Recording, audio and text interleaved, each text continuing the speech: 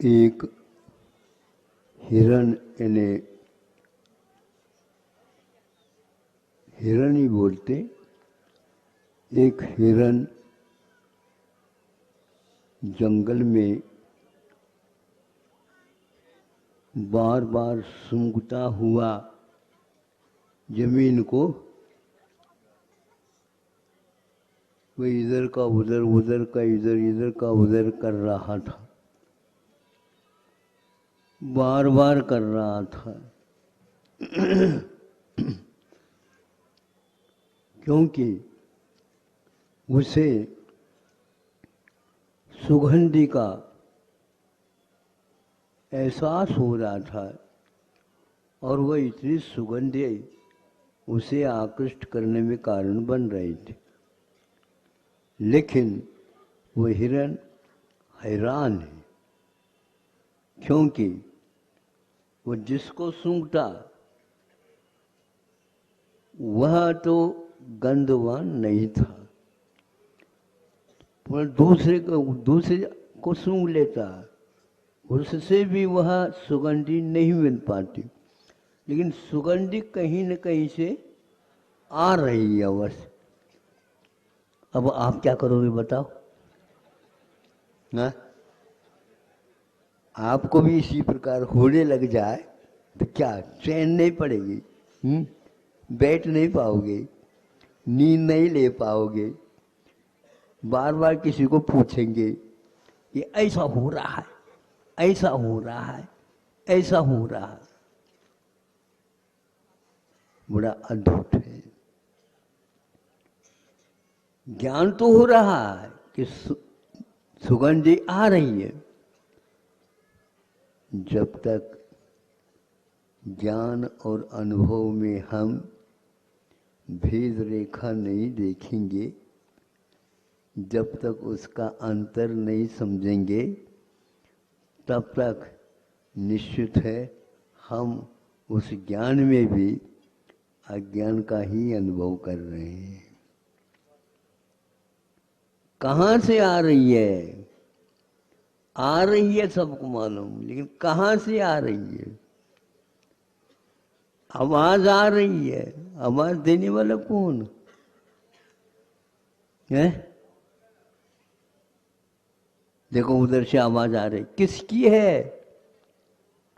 फलानचंद की। फलानचंद की तो आवाज होती नहीं, वो तो आत्मा है।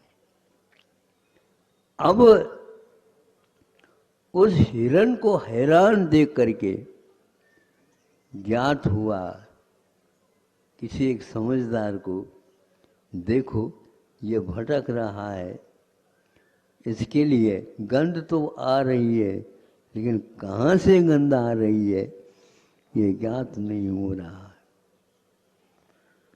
ये ध्यान रखो, हिरण को ये ज्ञात होते हुए भी अपनी नाभि में ही से वह गंध की सुगंधी आ रही है, ये उसे ज्ञात नहीं हो पाया। निजी नाभि में गंध है, मृग भटकत है हनुमान। हाँ, वनमान, वन में मृग भटकत है, भटक रहा है। ये उदाहरण इसलिए दिया, हम लोगों की दशा भी वैसी है, इसमें कोई अंतर नहीं। कुछ लोग स्वाध्याय करते हुए भी ये धारणा बनाते हैं, बनाते ही नहीं, दूसरे को धारणा बनाने में और रात दिन ये करते हैं। ज्ञान अलग वस्तु, श्रद्धान अलग वस्तु और अनुभव अलग वस्तु। अनुभव के बिना आनंद का अनुभव नहीं आ सकता, और आनंद के बिना आनंद धाम, आनंद धाम, आनंद धाम, आनंद धाम कहते जाओ, धूमधाम करते जाओ, लेकिन कैसा आ रहा आनंद? अरे ऐसे कहने में आओ, कहने में आ रहा है तो उन स्वाध्यायशील व्यक्तियों को हमारा कहना है, स्वाध्याय करने के लिए मना नहीं, लेकिन उस हिरण और आपकी दशा में कोई अंतर नहीं है। भर जाओ तालियों पर।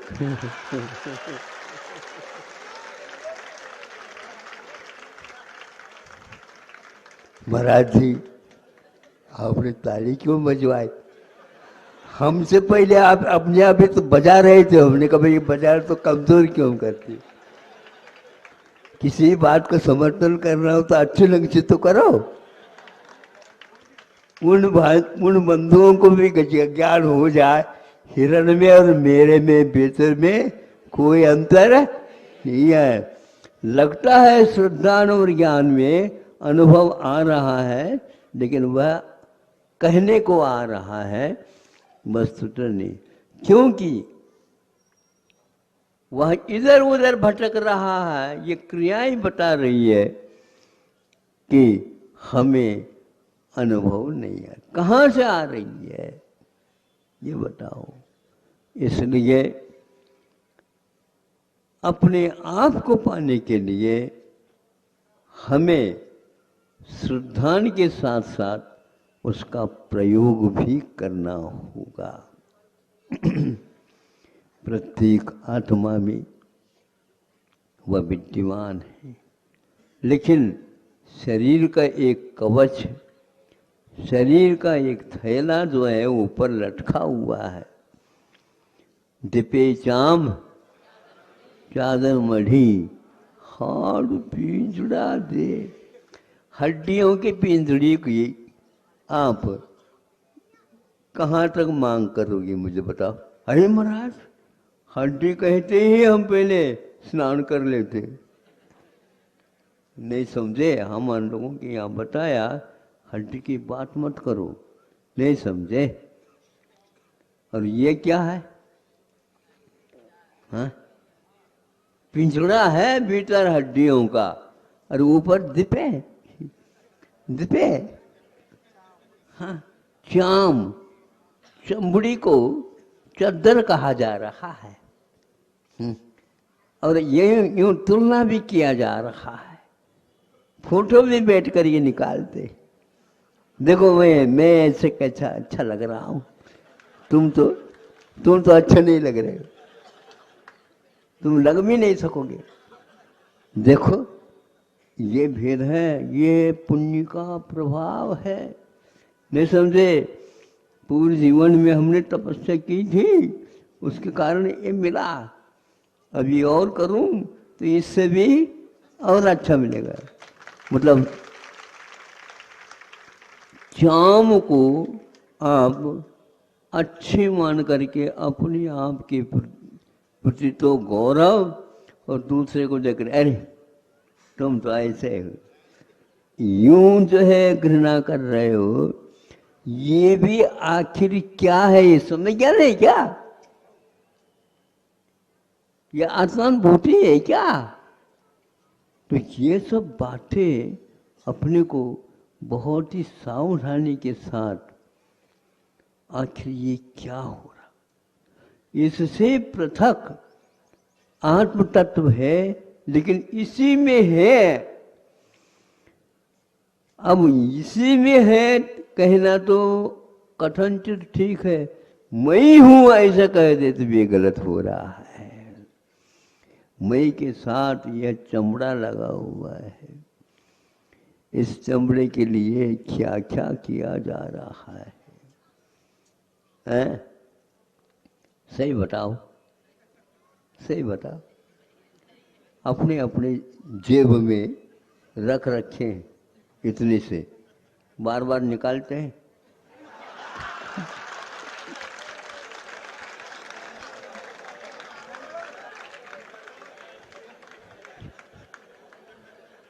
सही बताओ।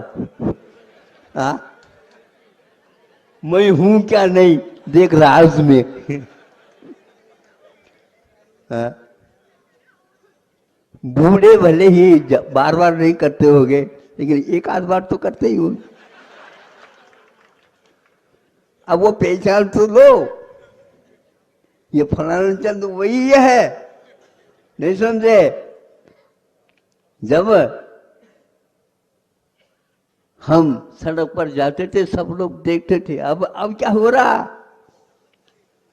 अब तो मुख मूड रहा है भैया, अब तो बिल्कुल रूप बेरूप हो गया,